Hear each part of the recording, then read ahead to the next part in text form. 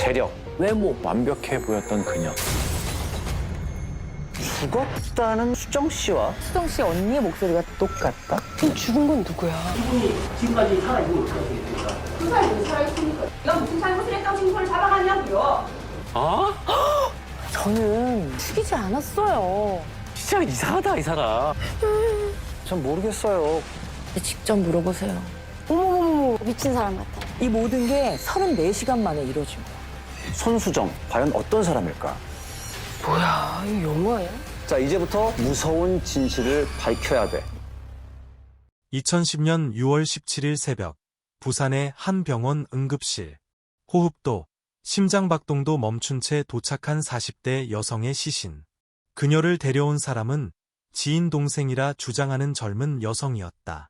제발 살려주세요. 제 언니예요. 그녀의 울부짖음이 응급실을 가득 메웠다. 하지만 이미 늦었다. 의료진은 사망 판정을 내리고 사인은 급성 심근경색증으로 추정됐다. 이 여성의 이름은 손수정. 부산에서 어린이집 원장으로 성공한 삶을 살았던 그녀였다. 그런데 이상한 점이 있었다. 사망 후 며칠이 지나도 가족은 나타나지 않았다. 병원 직원들은 시신을 화장장으로 보냈고 그날 밤 손수정의 시신은 제로 변해 사라졌다. 하지만 이 모든 게 거짓이었다. 꼬리에 꼬리를 무는 그날 이야기 89회. 어느 날 내가 사라졌다. 그 여자의 살인 시나리오. 한 여성이 타인의 인생을 훔치려 한 시신 없는 살인 사건의 충격적인 진실이 펼쳐진다.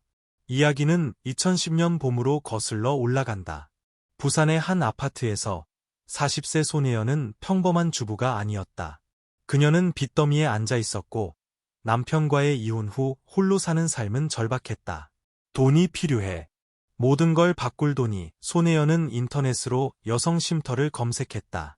동시에 독극물, 사망 신고 절차, 화장장 같은 키워드도. 그녀의 머릿속에 완벽한 계획이 싹 텄다.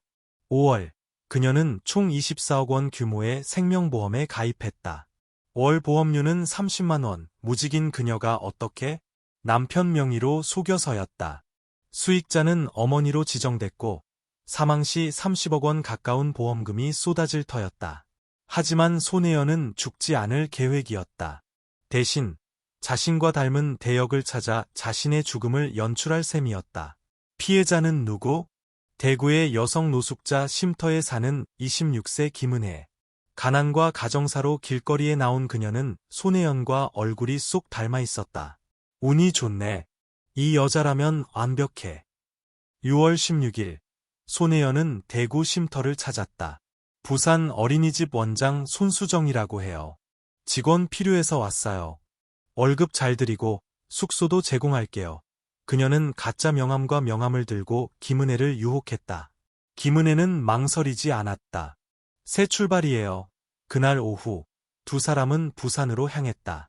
손혜연의 집에서 저녁을 먹은 후 새벽이 깊어지자 손혜연은 준비한 독극물 칵테일을 내밀었다. 피곤하시죠? 이거 마시고 주무세요. 그 음료에는 손혜연이 직접 섞은 독이 들어있었다. 화학 지식을 동원해 만든 급성 심근경색을 유발하는 무색무취의 독, 부검으로도 검출되지 않을 완벽한 살인 도구였다.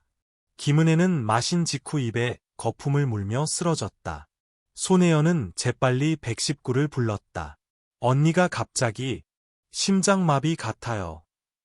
병원에 도착한 손수정의 시신. 손혜연은 이미 역할을 바꿨다. 그녀는 김은혜로 위장해 동생이에요. 제 언니 손수정이에요 라고 울며 호소했다. 어머니까지 불러 확인쇼를 벌였다. 맞아요. 우리 딸이에요. 시신은 곧 화장됐다. 이제 손혜연은 죽은 자가 아닌 살아난 자였다. 그녀는 김은혜의 신분증을 훔쳐대고 쉼터에 전화를 걸었다. 은혜가 부산으로 왔는데 연락 안 돼요. 알리바이를 만들려는 속셈. 동시에 어머니를 통해 보험금을 청구했다. 30억 원. 엄마, 이 돈으로 새 삶을 시작하자. 하지만 여기서 첫 번째 반전이 터진다. 보험회사는 의심했다. 무직자가 왜 이렇게 큰 보험? 가입 3개월 만에 사망. 대리인, 어머니, 이 점게 생겼네. 게다가 서류 작성 중 펜 지문까지 지우는 대리인. 보험사는 즉시 경찰에 신고했다. 용산경찰서가 아닌 부산경찰서 형사들은 이 사기 의심 사건을 넘겨받았다. 처음엔 단순 보험 사기였다. 하지만 손혜연을 추적하던 중 그녀의 컴퓨터 하드디스크가 모든 걸 폭로했다. 여성 쉼터, 독극물 제조법, 화장장 위치 검색 기록, 독극물 구매 영수증까지. 게다가 화장된 시신의 DNA가 손수정과 일치하지 않았다. 이 여자는 손수정이 아니야. 누군데? 김은혜의 실종 신고가 대구에서 올라왔다. 쉼터 직원, 은혜가 부산으로 갔는데 영영안 돌아왔어요. 퍼즐이 맞춰지기 시작했다. 손혜연은 체포됐지만 저는 김은혜요. 그 시신이 제 언니 손수정이 아니에요. 라고 우겼다. 1시간 넘게 버티다 끌려갔다. 필적 감정 결과 보험 가입자와 대리인이 동일인. 그녀의 거짓이 무너졌다. 수사는 본격화됐다. 손혜연의 집에서 독극물 흔적이 발견됐고 김은혜의 휴대폰 위치 추적으로 부산 도착이 확인됐다. 하지만 시신이 제로 변해 직접 증거는 없었다. 자연사일 수 있나? 26세의 심장마비. 형사들은 손혜연의 살인 시나리오 노트를 찾았다. 독 제조법, 피해자 유인 방법, 사후 처리까지 적힌 메모. 피해자가 거품 물며 죽으면 자연사처럼 보일 거야. 게다가 손혜연은 체포 후에도 은혜가 자살한 거예요라고 뻔뻔하게 말했다. 검찰은 살인 혐의로 기소했다. 2011년 5월 부산지법은 피해자 사회적 약자, 범인의 동기와 준비 과정이 명백하다며 무기징역을 선고했다. 시신 은닉은 아니지만 살인은 분명. 세상은 안도의 한숨을 쉬었다. 하지만 두 번째 반전, 항소심에서 모든 게 뒤집혔다. 2012년 2월 부산고법은 살인 방법 불명확, 사인 증명 불가, 시신 없어 간접 증거만으로는 부족하다며 무죄, 살인 부분을 선고하고 사기와 시신 은닉으로 5년형만 내렸다. 시신 없는 살인, 증명 불가능, 여론은 분노했다. 이 판결대로면 화장만 하면 살인 무죄, 영화 화차처럼 현실이 됐다.